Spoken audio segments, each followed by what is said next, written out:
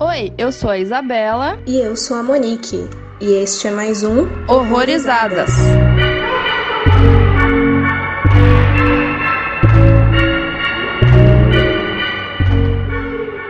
Oi, gente, sejam muito bem-vindos a mais um Horrorizadas. E hoje, fechando o especial de cinema de terror nacional. E então, acho que nada mais justo a gente trazer aqui pra vocês uma pessoa que tá aí inserida dentro aí dos filmes de terror, dessas produções. Ele já atuou em 3 longas. Então, hoje, o ator Caio Macedo tá aqui pra conversar com a gente. Oi, Caio. E aí, galera?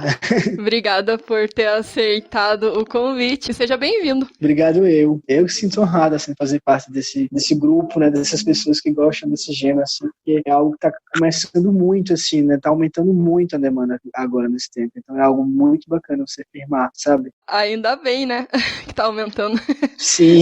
Quer falar um pouquinho de você, Caio? Das coisinhas que você anda fazendo, de quem você é, pessoal que ainda não te conhece? Massa, vamos sim. Deixa eu ver por onde eu começo. Acho que eu vou começar de onde eu vim, né? Eu vim do interior de Pernambuco, de uma cidade chamada São José do Egito, que é uma cidade que tem uma cultura incrível, assim, pela poesia, sabe? Pelo o verso de improviso também, pelos cantadores de viola. E, assim, eu desde pequeno eu fui muito ligado à arte, né? Mas como era uma cidade assim, do interior de Pernambuco, do sertão, não tinha contato com teatro, cinema, era uma coisa muito distante, sabe? Mas a arte sempre teve muito presente para mim. Aí, quando eu fui para a capital, né, para Recife, estudar teatro, foi que eu comecei a experienciar as artes cênicas dentro da caixinha preta, no requisito da atuação mesmo. Foi onde eu me formei, né? E eu fiz teatro na UFPE e logo depois de eu fazer esse curso, fui para São Paulo, onde eu fui continuar estudando, né? Fiz mestrado na USP e tal. Aí eu tive essa vida acadêmica de estudo de atuação. Paralelo a esse estudo, eu tive esse contato, né? Essas experiências com audiovisual, que acabou que coincidiu, eu acho, na verdade, uma grande produção de cinema de terror nessa época, porque eu comecei com cinema de horror, né? E não foi algo que eu busquei, sabe, assim, eu sempre amei cinema de horror, isso para mim é fato, até hoje eu sou completamente apaixonado, mas não foi algo que eu busquei, né, simplesmente aconteceu e eu abracei, sabe, porque era uma coisa que eu super curti fazer, então se estava acontecendo, nossa, inclusive antes de fazer, eu desconhecia muito sobre o gênero no Brasil, né, porque quando se fala em cinema nacional, a gente é muito mais ligado no drama, e até no filme político, mas acaba que o horror, as experiências, assim, visuais que eu tinha não eram muito nacionais, e para mim isso foi incrível, assim, porque me abriu um leque de possibilidades que até então estava desconhecido. Uhum. E bom você ter falado disso já, de que você já gostava e tudo mais. E você lembra quando que começou essa paixão pelo terror? Se você tem algum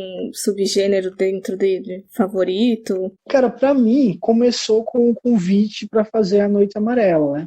A Noite Amarela foi o primeiro longa-metragem que eu fiz de horror. E a partir desse momento foi que eu fui começar a entender que existiam muitas pessoas, inclusive no estado onde eu estava, que estudavam, que faziam o horror do cinema de uma forma muito marginal. Porque eu era uma pessoa que também já fazia. A gente sabe que viver de arte é uma coisa muito difícil, né? E acaba que a gente, como artista, acaba que a gente cria o nosso trabalho, assim, não tem trabalho no mercado, então a gente cria o que fazer. E em Recife, eu era ligado muito à arte de rua, sabe? Eu participava de saraus, e tinha alguns grupos, assim, que a gente fazia um tipo de arte mais marginal. E conhecer essas pessoas que faziam cinema no Nordeste de forma marginal, assim, também foi incrível, né? Principalmente no horror. Então, eu digo assim, que eu comecei de uma forma assim, foi bem na prática, sabe? Foi assim, a oportunidade de conhecer pessoas que estavam produzindo isso no lugar onde eu estava. Isso foi incrível, porque até então eu não conhecia, pelo menos não as produções que se faziam regional, entendeu? Sim, ótima forma de começar, no caso.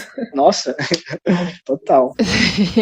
E assim, dentro do gênero de terror, você tem algum filme que mais te marcou, assim, um filme que você gosta muito, filme favorito? Olha, tem uns filmes que me marcaram, sim, com certeza. E eu não sei se eu devo chamar, com certeza tem traços de horror, mas eu não sei se o diretor afirma isso tão brevemente, que é o Amarelo Manga e A Febre do Rato, com certeza. Apesar de ser um filme lindo, eu acho que tem uns traços, assim, que são um horror muito diferente, né? Mas que isso, sabe, me fascinou muito. E lógico que tem grandes referências internacionais, assim, do gênero, né? Eu sou uma pessoa eu tô curtindo muito essa nova levada que estão chamando de new horror, ou então pós-horror, sabe, que é você transformar o próprio gênero. Se tem arquétipos, né, do filme de horror, como tipo, sei lá, o susto, ou então se a respiração ofegante, não sei. Aí tem pessoas que pegam esse arquétipo e começam a transformar ele em linguagens até então, assim, inexploradas do horror, sabe? E eu acho que eu tô curtindo muito essa levada, assim, mais experimental.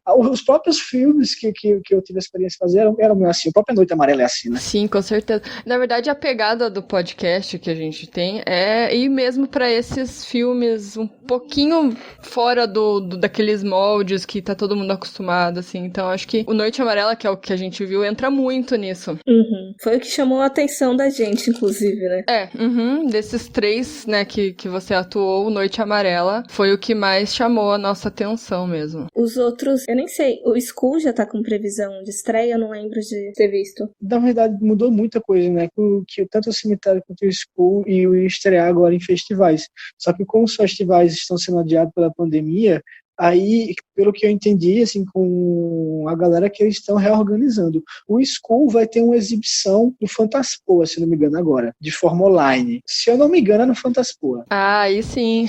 Mas eles decidiram fazer de uma forma virtual o festival, e eles convidaram alguns filmes e o School ia fazer isso. Se não me engano, era o filme de encerramento, inclusive. Ah, que demais. Ó, depois a gente volta um pouco no School, né, porque a gente quer saber um pouquinho mais do personagem e tal, mas acho que dá pra gente ir pro Noite Amarela um pouco agora, né? Vamos nessa. No caso, ele foi um filme que estreou simultaneamente no cinema e nas plataformas digitais, né? Sim. No ano passado, em 2019, com direção do Ramon Porto Mota, primeiro filme solo do diretor. E você quer falar pra gente aí uma sinopse resumida sobre o que ele se trata? Sim, Noite Amarela é como o próprio Ramon chama, é um slash espiritual, né?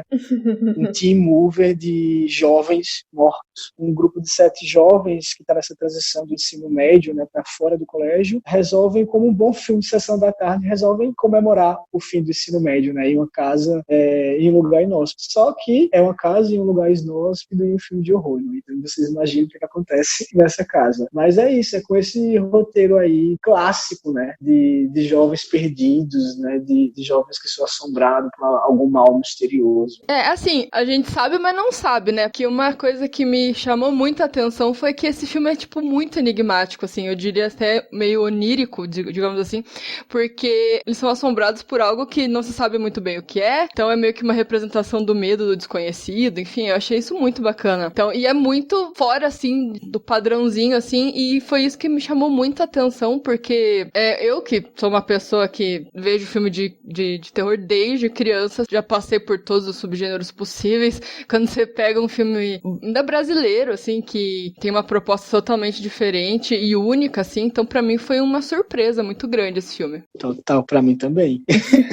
Quando rolou a oportunidade de fazer, eu fiquei, nossa, como será que era um filme de horror? E me deram essa entrada breve, assim, né, que vem do filme, eu achei bem louco, assim. E é muito doido, porque ele é realmente, como a gente tava falando antes, dessa levada do new horror. Porque ele pega esse gênero já batido de jovens mortos e ele coloca numa coisa muito doida. O Ramon fez um negócio assim, que ele é como se o filme realmente fosse um trandoscópio, né? Ele tem várias camadas, vários tipos de linguagens, assim. E eu até falei isso a Ramon, assim, que é um filme muito minimalista, porque ele tem detalhes, assim, é uma luz, é um frame, assim, de, sei lá, 3 segundos, mas faz uma diferença, assim, pra você entender, sabe? Eu tenho várias teorias, né, sobre o que é o filme, porque eu também não tenho uma certeza, não, do que seja. Mas pra mim, A Noite Amarela é uma grande metáfora a esse estado de transição que a gente está passando agora. E ele é contado a partir de uma transição adolescente, né? O planeta, até então, a gente é um adolescente nesse planeta, sabe? A gente é um adolescente mimado nesse planeta que não arruma o quarto bagunçado e que quer se livrar de amarras do passado, né? Mas, assim, eu acho que o futuro né? E você não saber o que tem atrás da porta é o que torna o maior suspense, sabe? É até mais assustador do que você ver o monstro. Porque quando você vê um monstro, você tem uma ideia que geralmente, até no cinema fantástico, a gente é se demonizar o monstro, né? Então, geralmente, ele tem chifres, ele tem os grandes dentes e grandes olhos e tal, e vai devorar você. Então, já se tem uma ideia do que é um monstro, mas ao abrir a porta e você não saber o que tem atrás da porta, eu acho que é o grande lance da Noite Amarela, sabe? E é o futuro, né? Sabe o que está acontecendo. A gente é meio que tá um loop eterno, assim. E é profundo, porque ele colocou isso numa esfera assim, sabe, de um drama juvenil, mas ficou um drama pesadíssimo e super profundo. Eu gostei muito da Noite Amarela. Eu me sinto assim, ter iniciado com a Noite Amarela é uma grande honra, porque é um filme assim que eu considero muito inteligente. Com certeza. Sim, eu gostei bastante, assim, da maioria, os motivos que eu gostei, a maioria se levantou. Eu achei muito interessante eles terem colocado uns dramas, assim, tão pesados e com tanta profundidade em um filme que, com um elenco, assim, de um monte de adolescente, né, com personagens adolescentes, coisa que, às vezes, quando acontece, acaba tendendo meio que pro besterol, ou então pra umas coisas muito supérfluas, não sei, vazias. E o que eu acho que me chamou bastante atenção, e talvez uma interpretação pessoal, é que é muito sobre, se eu fosse definir com uma palavra, seria limbo. É meio que essa situação de você encerrar um processo e você começar essa nova fase da vida, mas não é um ponto específico que, por exemplo, você termina o ensino médio, completa 18 anos, tipo, agora eu sou um adulto. Tem aquele espaço de tempo em que você não sabe o que você tá fazendo da sua vida, né? Total. Eu imagino que muitos de nós tenhamos passado por isso. E contigo, rolou alguma identificação nesse aspecto? Rolou super. Eu já estava numa fase de transição muito forte, porque não com escola, mas com a universidade. Eu estava acabando minha universidade, saindo de Recife e indo morar em São Paulo, né? Então eu com certeza estava numa fase de transição enorme, assim. E não só isso, porque não tem como a gente, enquanto artistas, fazendo uma produção de cinema, excluir política, né? Tipo, a gente estava até na confecção do filme, a gente estava passando um momento de uma grande transição, assim, e o amarelo veio muito forte, sabe? E foi um ano de golpe, um ano muito turbulento, assim, que a gente foi... As cores impregnaram muito, né? E até estados, assim, de levantamentos políticos, assim. E foi muito doido, assim, levar, sabe, esse esotérico, né? Essa linha de pensamento mais esotérica, que são as cores, para servir como metáforas para tantas coisas. E assim, sobre o seu personagem, houve alguma influência que você tentou trazer para ele? Você teve essa abertura? Como é que foi, assim, a construção? Cara, a construção foi um negócio da Noite Amarela, foi um negócio, assim, bem bacana. Quem preparou a gente foi a Raíssa Gregória, que é depois virou amiga minha e, tipo, somos amigos até hoje, que é uma professora de interpretação, atriz lindíssima. Inclusive, ela é de Olinda, mas ela mora em Brasília agora, se não me engano. Ela é professora da IC. Ela preparou a gente e a gente passou a preparação toda sem receber o roteiro. Ou seja, a gente não sabia o que ia acontecer. Essas coisas todas que eu falei agora pra você foi algo que eu vim entender depois de assistir o filme também, porque a gente não teve consciência do que era a Noite Amarela. O trabalho da gente enquanto ator foi viajar nos personagens enquanto a gente era um grupo de jovens, então a gente queria beber cachaça, a gente queria que jovens querem fazer fugindo da escola, entendeu? Então a gente entrou numa pira assim, tipo de construção, mais realista mesmo, tipo, não vamos ficar debatendo sobre o conceito, sabe? Vamos viver a experiência de ser jovem naquele lugar. Todas as experiências de colegial vieram muito à tona, assim. A gente virou adolescentes, né? Assim, até porque, tipo, eu e o Felipe, talvez, eram as outras pessoas que estudavam a atuação. As outras pessoas eram realmente, assim, tipo, pessoas muito jovens, ou até então, principalmente a Hannah, né, que é a que faz a Karina, ela tava acabando de sair da escola, entendeu? Então, apesar de ser pessoas, assim, de lugares diferentes, a gente se contagiou com essa energia e a gente inventou essas personas criando histórias da gente mesmo, entendeu? Então, como Fernando no filme e como Caio na vida real, eu mesclei a história da gente pra gente ser o mais sincero possível e passasse que a gente era um grupo de jovens que se conhecia há anos, né? Então, toda a construção da gente foi de uma forma, assim, muito bacana. E muito assim, nossa, a gente saiu muito, sabe? Porque era realmente isso, era criar a energia, né? Essa energia de grupo e essa energia juvenil, que muita experiência de vida, sabe? Que era algo desejável, inclusive, do Ramon. Ela falou que queria realmente todo mundo inocente, assim, sem saber o que estava passando. Depois eu fui ver o peso, entendeu? Que ficou, né? A junção das linguagens, a forma como ele colocou os rostos na tela, assim. Sim. Claro que era um filme de horror, e claro que a gente sabia que tinham tensões que deveriam ser exploradas, mas essas tensões só foram exploradas basicamente em 7, assim. A gente tinha válvulas de emoções, que essas emoções deveriam ser expressadas em cenas tal, até porque a gente sabe que na vivência de cinema é uma coisa bem técnica, né? Tipo, tal hora vai gravar tal cena, então, tipo, independente da cena passada, você tá numa situação boa e, tipo, 10 minutos depois você vai estar numa carga emocional muito diferente, entendeu? Mas existem válvulas até palavras de chaves, né? Aí a gente tinha, tipo, essas válvulas mesmo que vinham à tona essas emoções que a gente trabalhava no laboratório. Então, além de a gente criar esse grupo de jovens, né, que a gente ia expressar eles, a gente também tinha essa saída de emergência, sabe? Esse poder de que é para olhar para nada e ficar com cara de horror. A gente não sabia o que é atrás da porta, a gente não sabia porra nenhuma, mas é o seguinte, sabe? Existe uma tensão ali, cadê Karina? Karina some no meio do rolê, né? E é só isso, sabe? Mas lá a gente não sabia mais nada. Era algo, inclusive, muito interno, porque cada ator tinha internamente essa válvula que expressava esse momento de horror, que para mim era mas a pessoa tinha outro tipo de tique de pensamento, sabe? Para na hora dar certo o negócio. Mas a gente não vivia o horror em si, que eu sinto assistindo Noite Amarela. E com certeza isso acabou gerando muito mais naturalidade e até o senso de confusão que a gente percebe nos próprios personagens, né? Que assim, eu senti uma estranheza muito grande desde o começo, assim, sabe? Tipo, tinha alguma coisa errada, mas eu não sabia o que era. E daí foi acontecendo os negócios, eu fiquei, meu Deus, o que tá acontecendo aqui? É muito louco isso, né? Porque a gente sabia isso, assim. A gente passou todo o processo sem pegar no texto, mas quando a gente pegou o texto, a gente entendeu, sabe? Porque, assim, quando você pega o papel, tem muita coisa, assim, que não tá lá, né? Que é coisa, inclusive, que o Ramon já fez isso malandramente, claro que ele não é bobo. E ele já foi entregar o roteiro a gente, então tinha certos momentos e certos efeitos que não ficam evidentes em um texto lido, né? E a gente sabia que existia a tensão da paranoia, do que é que tá acontecendo, mas não sabia como é que isso ia ficar, entendeu? Assim, era a escuridão, a gente só sabia isso, era a escuridão. O que significa ser a escuridão, entendeu? Qual é a sombra de cada um, o que é que dá medo? E a gente usar essa válvula de escape na hora que fosse necessária, assim. E, cara, trabalhar isso foi muito bacana.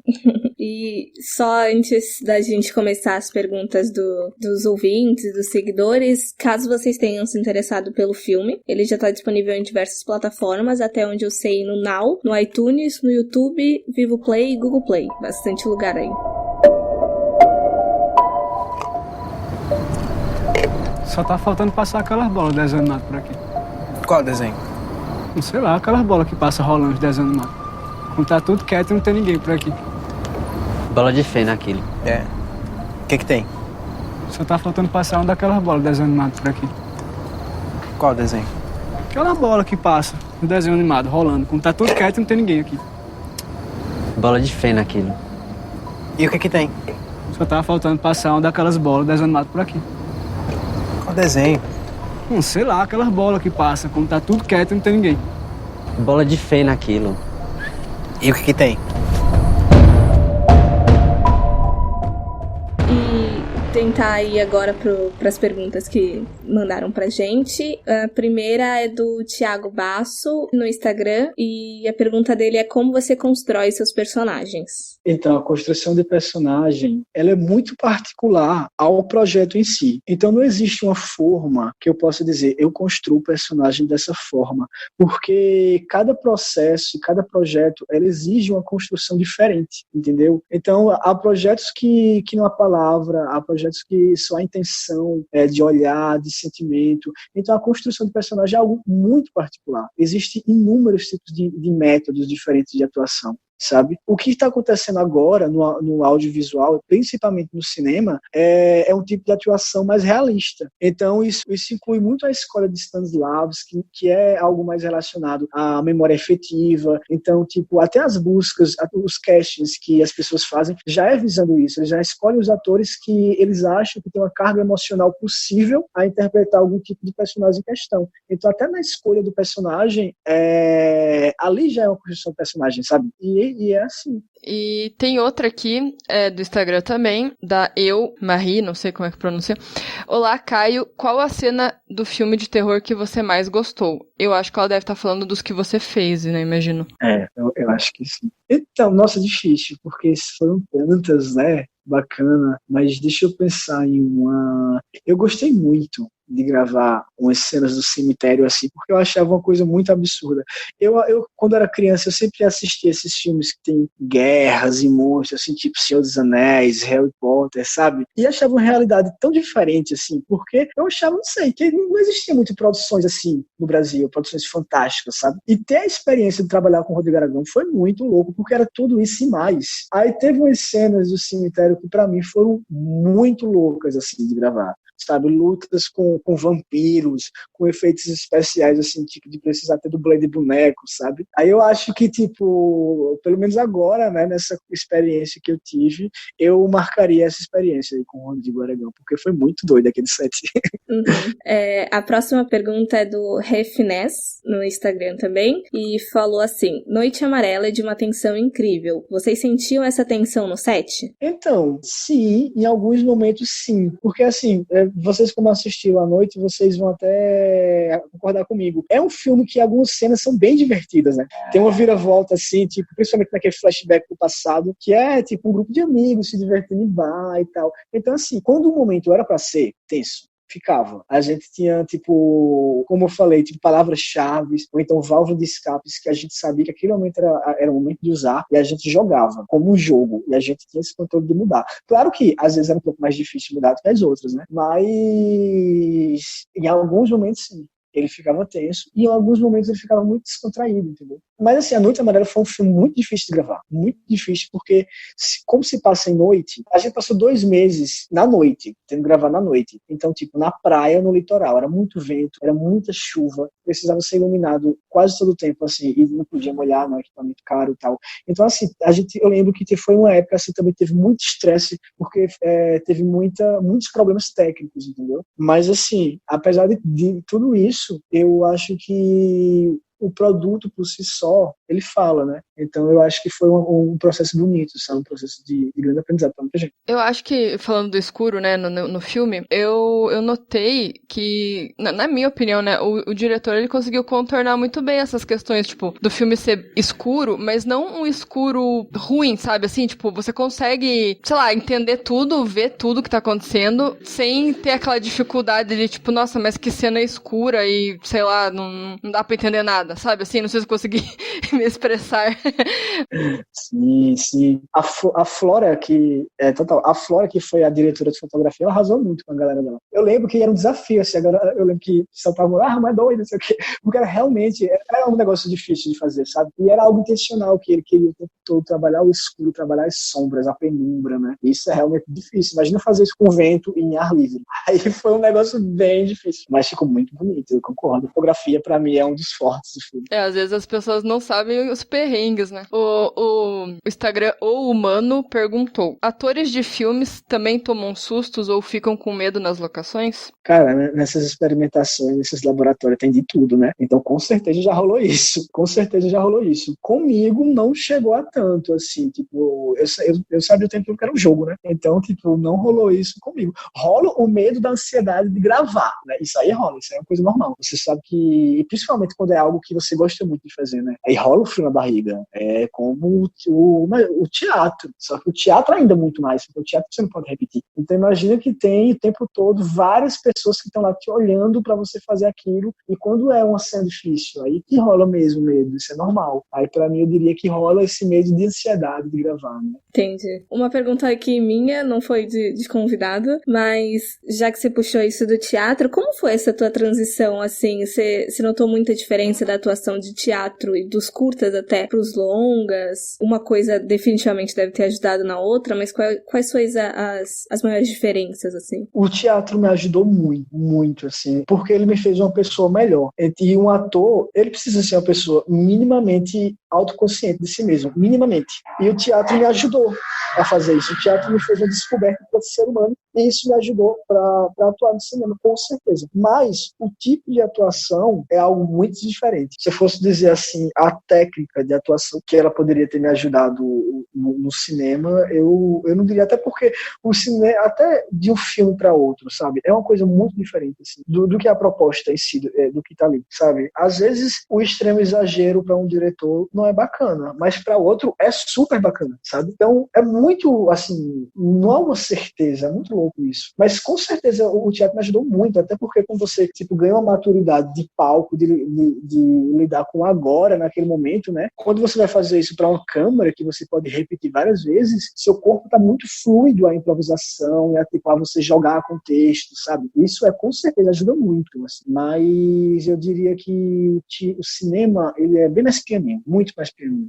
Ah, sim, entendi. Bom, indo para a próxima pergunta aqui, o Léo Miguel perguntou: qual foi a cena de terror mais aterrorizante que você gravou e foi em qual filme? E ele te mandou um abraço. Nossa, abraço dele também. Então, aterrorizante pra mim, eu acho que eu vou ir com aquela cena da Noite Amarela, onde tem até um truque de câmera, que o Fernando joga o celular na escuridão e existe um 360 graus até a câmera voltar para ele no escuro. Eu vou dizer aquela cena porque me assustou das duas formas. Me assustou enquanto ator, porque eu sabia que ali era uma crueza imensa, né? Porque era eu e o escuro, assim, não tinha alegoria nenhuma, então seria um peso realmente da minha expressão, então eu ficava muito ansioso por isso, porque tipo, o ego do ator, né? Mas, além disso, porque eu acho que eu entrei em contato ali com aquele grito, né? Com a escuridão minha, que eu tinha repulsa, sabe? E foi um momento, assim, que de laboratório, inclusive, da Noite Amarela, que eu achei essa sombra no laboratório, e eu me lembro que até a Raíssa falava, guarda essa sombra, que vai chegar um momento que você vai usar ela, entendeu? Foi naquele grito que eu usei essa sombra. E por isso que eu acho que aquela cena foi, assim, mais aterrorizante nesse sentido, entendeu? Mas claro que eu sabia que era um jogo o tempo todo, né? Mas mesmo assim, mesmo sabendo que é um jogo, entrar em contato com esses sentimentos que a gente guarda, né? É difícil. E por isso que eu acho que esse foi o momento mais aterrorizante. E o pessoal do Claquete de Papel mandou pra gente no Instagram também. Qual a opinião, a sua opinião, no caso, sobre o atual cenário de terror nacional? O que você espera e como você o enxerga atualmente? A gente começou falando sobre isso, né?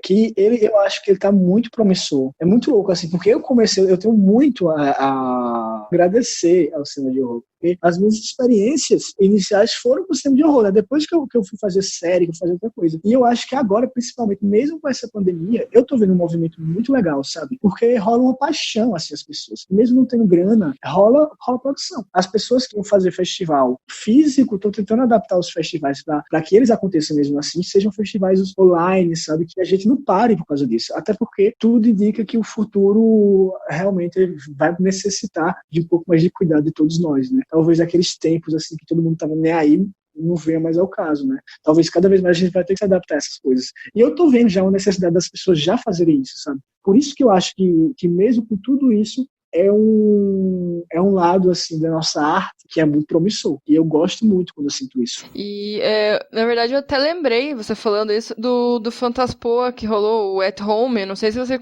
chegou a acompanhar algum curta, que todos eles foram feitos na quarentena e dentro de casa. Eu tô ligado. E foi muito bem explorado essa temática da pandemia, não só o coronavírus, né, mas, enfim, qualquer tipo de vírus era pra se explorar lá, enfim. Não sei se você chegou a ver algum, mas é muito isso, a galera se adaptando a fazer as coisas mais online mesmo e dentro de casa, ou dessa forma, assim, um pouco menos... mais isolamento social, assim, né?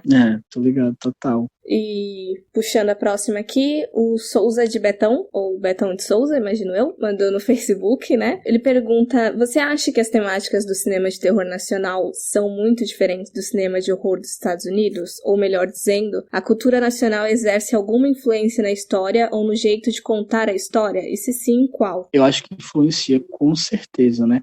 Mas o que acontece, eu vejo duas realidades. Eu vejo uma realidade muito comercial, uma realidade mais pop, que é o cinema de shopping, que existe sim uma busca ao imitar um padrão, porque eu acho que é mais viável, assim, mais fácil, sabe, em termos de ganhar dinheiro, assim. eu acho que existe uma forma, assim, nesse sentido norte-americana, para um cinema que é vendido no shopping, principalmente as produções nacionais que são vendidas em shopping, sabe? Mas eu vejo também uma segunda realidade, que é grupos de pessoas que fazem isso de uma forma mais experimental e 90% dos casos com dinheiro de edital público, fazendo isso de uma forma muito particular à realidade deles, sabe? Então a gente tem filmes de todo tipo no Brasil, de forma independente brasileira. A gente tem tipo um Rodrigo Aragão que vai falar do mangue da praia, sabe? E a gente tem tipo o Ramon lá que tá falando tipo de Campina Grande, entendeu? E tem muitos outros assim. Então eu acho que sim, principalmente nessa segunda realidade de editais, tem pessoas que estão levando a realidade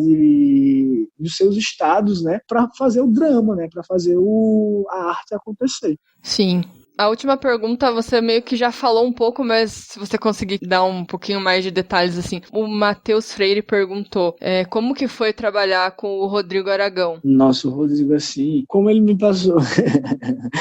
O Rodrigo parece uma criança trabalhando no set. Não uma criança inexperiente, que não sabe o que está fazendo. Não, mas uma criança pelo fato de ele deslumbrar de uma forma, assim, sabe o que ele está vendo. Ele parece uma criança com um brinquedo novo, assim. É muito engraçado. E o set dele é muito engraçado, sabe? Todo mundo se diverte muito, assim. E ele é uma pessoa que veio de um cinema, ele fazia com amigos no quintal da casa dele, pegando uma câmera que ele tinha, sabe? Então o cinema dele é muito, assim, de uma forma que acontece muito naturalmente, sabe? As pessoas já conhecem ele, tipo, tem pessoas da família dele trabalhando com ele. Então eu achei, assim, tipo, um set muito gostoso, um set muito, assim, eu me sinto em casa, sabe? E eu acho que ele tem uma linguagem, essa coisa que a gente tava falando na pergunta passada, né? Muito original. É uma coisa assim, Rodrigo Aragão é quase um gênero, né? A galera vai assistir um filme com alguém e ele fala, esse filme tá muito Rodrigo Aragão.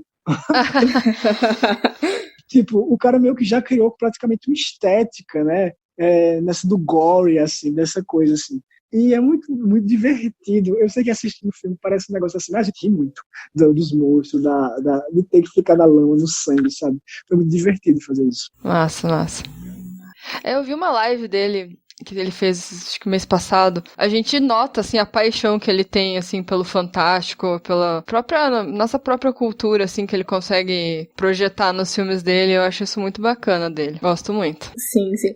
E pra meio que finalizar, então, uma pergunta mais nossa. A gente quer saber o que você pode nos falar, uma vez que ainda não estrearam oficialmente, né, sobre os filmes e seus personagens, tanto em Skul, A Máscara de Anhangá, quanto O Cemitério das Almas Perdidas. Massa. Então, O Cemitério é um filme épico, né, que vai contar a história de quando o livro Cipriano, para quem já assistiu os filmes do Rodrigo Aragão, entende que os filmes dele, eles seguem uma temática, uma história, né, sobre um amaldiçoado que veio parar na mão dessas pessoas, e essas pessoas começam a ter controle sobre o sobrenatural com esse livro. E O Cemitério das Almas Perdidas conta a história de como esse livro chegou no Brasil, ou seja, como isso aconteceu, né? E foi na época da colonização, que foram padres que trouxeram o livro e com eles o diabo, né? Eu acho isso muito bom, assim, porque todo o preconceito da história fez com que desenharam os indígenas como se fosse um mal, assim, né? O demônio da história. Mas na real foi completamente o contrário.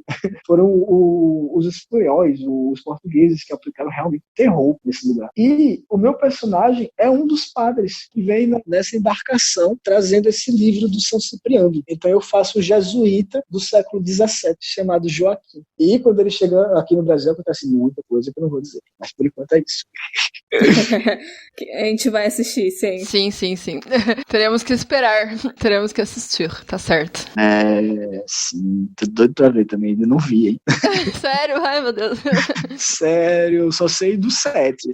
Esse filme tá muito mistério, porque assim, antes da pandemia já tava aquela coisa, quando é que vai estrear? Quando é que vai estrear? E tipo, não estreava, e ficava... Nossa, eu tô na mesma, assim. Tem muita gente querendo ver, acho que é um trabalho bem bacana. E o Skul. O Skul, eu fiz uma participação, na verdade, né? Eu tive contato com todo o roteiro, foi um trabalho muito bacana também dos meninos da Infravermelho, da La Film. E eu faço parte de um flashback que acontece. Porque, na verdade, o que acontece no filme? O filme conta a história sobre a máscara de um deus maia, né? O Anhangabaú. E como essa máscara veio parar na mão de criminosos. E essa máscara, ela carrega uma maldição que quem usar ela é possuído pelo Deus. E a minha participação no filme conta um período de experimentação nazista no Brasil. Eu faço um soldado da SS nazista, cinegrafista, que está filmando um ritual teste na Amazônia. Está tendo um experimento de alguns cientistas, assim, né? Tá realizando essas experimentações nessa época. E eu não posso dizer o que acontece, mas é babado, é muito sangue. E eu faço parte desse flashback aí. Pra quem não tá ligado nesse filme, já tem o trailer, inclusive, e eu gostei muito do trailer, adorei os efeitos práticos. Eu adoro, sou fã de filme com efeito prático, então eu adorei. É bem gore, assim, tipo, que dá pra notar no filme. Bem gore, né? Né? Então, cara, é outro que eu tô querendo, que tá na lista aí também. Com certeza vai assistir e tentar trazer pra cá. Sim, sim. Então, acho que é isso. Pra finalizar aí, Caio, quer fazer o agradecimentos ou falar onde que o pessoal pode te achar, teus trabalhos, essas coisas? Sim, eu quero sim agradecer e, parabenizar vocês também por esse programa muito bacana, pô, é muito bom discutir isso, sabe? E que venham muitas outras entrevistas, assim, com inúmeras pessoas, assim, bacanas, sabe? Que a gente consiga divulgar a arte para todos os lugares, assim, principalmente nesses momentos que a gente está passando. Como a arte é importante, né? E como a arte cura, assim, principalmente o horror. Porque eu acho que ao fazer isso e ao ver isso, é quase só uma sessão de exorcismo, sabe? Quase como se a gente tirasse alguma coisa que estivesse pesando mesmo, sabe? Como uma obra de arte, assim, fazendo flores de uma coisa que nos perturba, sabe? E fazer até que isso seja crítica social, por que não? Então, acho que esses momentos são importantíssimos, assim, de a gente falar sobre arte, de a gente falar arte e só não esperar acontecer, sabe? Criar. Eu acho que isso é super bacana, assim, velho. E é isso, galera. Quem quiser me encontrar no Instagram é @Caio_Richard_Macedo, ou então só o Caio Macedo deve me encontrar lá também. E vamos se falar, vamos colar, vamos criar junto. É isso aí. A gente vai deixar os links, seus perfis aí na descrição do episódio. E agradecer novamente. Foi um prazer aqui ter você como convidado. Muito ansiosa e feliz com a sua participação. E foi sensacional, assim. Tudo que você falou, deu pra aprender bastante. E muito obrigada. Massa, foi um prazer. Obrigada, Caio. Muito obrigada mesmo por participar hoje. E galera, assistam A Noite Amarela, se você ainda não assistiu. Vai ficar nos links aonde tá disponível pra você assistir, tá bom? E segue a gente nas redes sociais também, Horrorizadas Podcast, no Instagram, e Horrorizadas PC no Twitter. E até o próximo episódio. Tchau, tchau. Tchau, gente. Até o próximo. Beijo. Tchau, tchau.